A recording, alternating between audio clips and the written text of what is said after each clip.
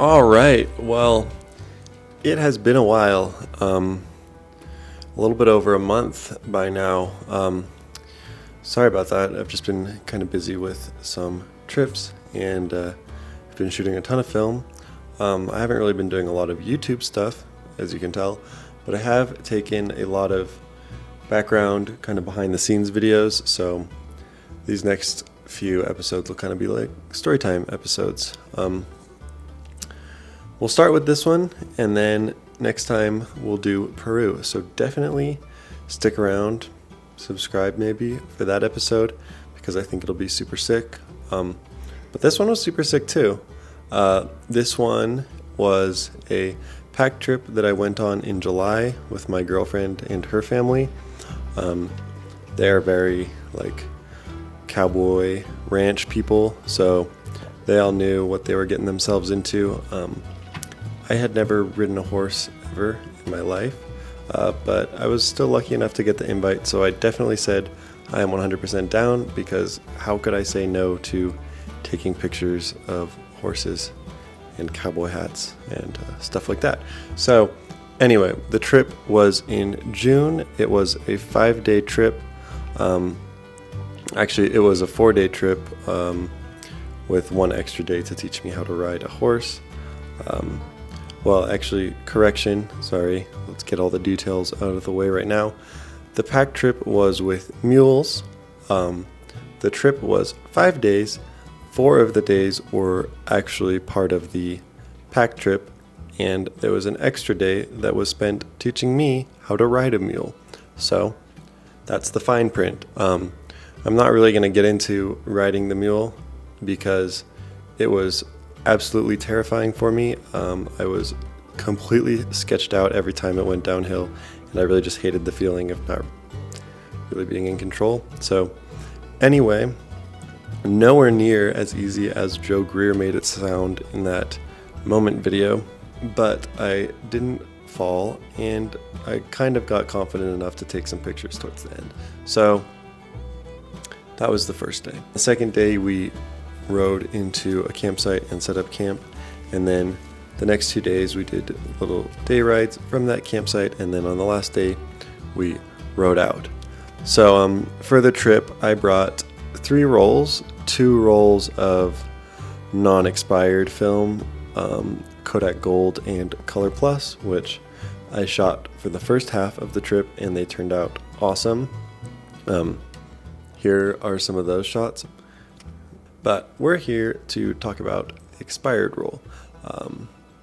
I really wanted to make one of these expired film archive videos on the trip, but I didn't really want to risk it with expired film. I know I chose to go with expired Portra 160, and it only expired in 2019, so I knew that it would basically be perfect. But it still counts. Don't yell at me in the comments or whatever.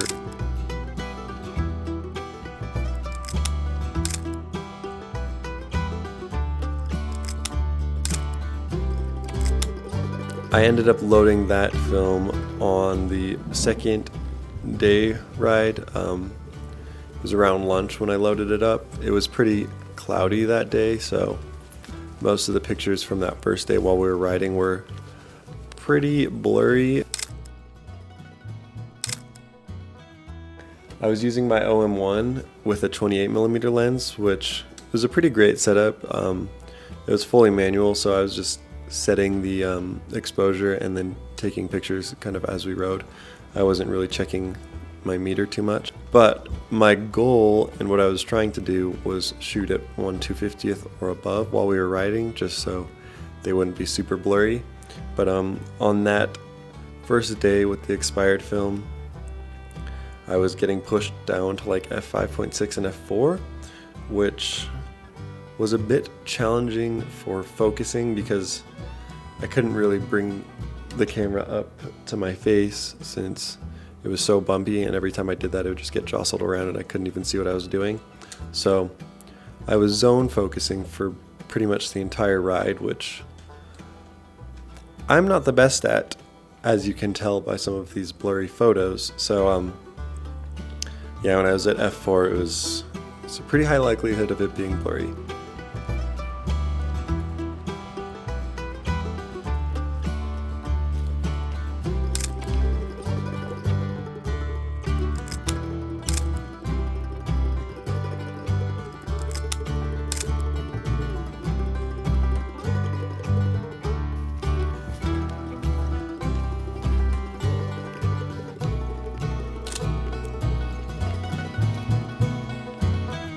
Once we got back to camp, I had some time to myself to just go walk around and take some slowed down, normal, as I would type pictures, which was great because it was super pretty. There were a ton of these little blue flowers all over the place, so it was good to just get some slowed down, consistent landscape shots under my belt.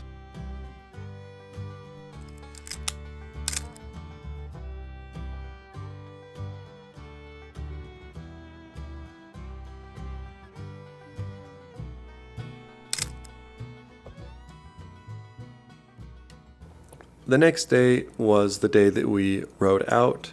So in the morning we had to pack up our camp and load it up onto the mules, and then follow all of the mules and our guides back out to the car.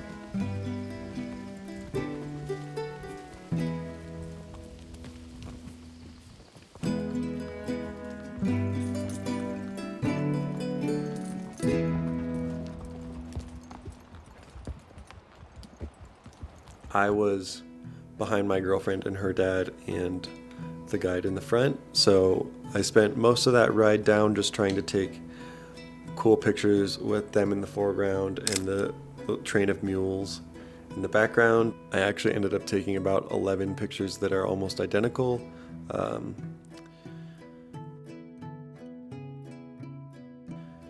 I kind of realized how repetitive they were while I was scanning, but it was kind of hard because at the same time, I knew that I was taking a lot of the same pictures while I was shooting, but it was like I needed to take those pictures if I wanted to get like a good one, you know, if that makes sense. Like I didn't know which photo would turn out at the time. So I had a lot of them where I was just taking the picture, thought it looked good, take the picture, thought it looked good, take the picture.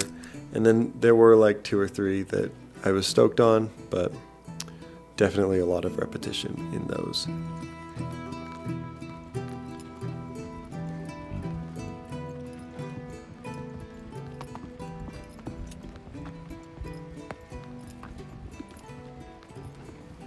And then the other thing was I was trying to just finish the roll before we got back to the cars, because I would have much rather finished the whole roll on that trip than like having 5 frames that I had to get through in Salt Lake. So I was a little bit rushing through the roll, but when we got down to the cars, I only had 2 shots left. So I just took one of my girlfriend unloading a mule. And then the second one, the last shot of the roll, actually might have been my favorite of the entire roll.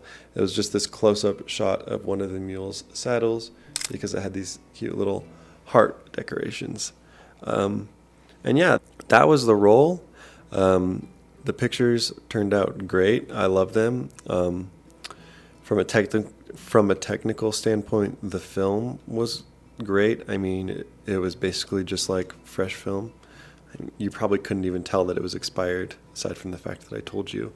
So yeah, and that was also my first time shooting Portra 160 ever. So I was really, really impressed with how sharp it was.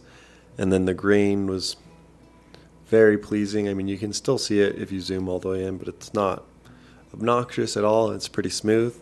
And the colors were good. At first, I was a little bit annoyed at how bland they looked. They were very like normal and plain looking, which I suppose is a good thing if you're taking portraits. But I wasn't so stoked with them right off the bat, but after I bumped up the saturation, I really started liking how the pictures looked.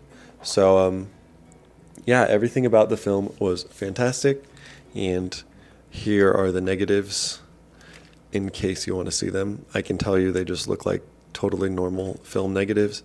I mean, I already knew that it was going to work out fine, you guys. So that was the film. Definitely a W on this one. I'm sorry if it was not as expired and funky as you would have liked, but I kind of just preferred to get the pictures in this one. But I do hope that you at least enjoyed the images, and thank you a ton for sticking around and watching this video.